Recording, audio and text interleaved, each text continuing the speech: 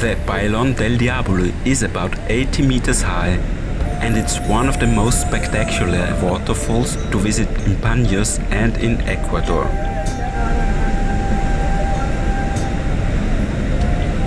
For those willing to get wet, a small cave-like trail follows the cliffs uphill through a series of narrow openings for a closer view of the falls.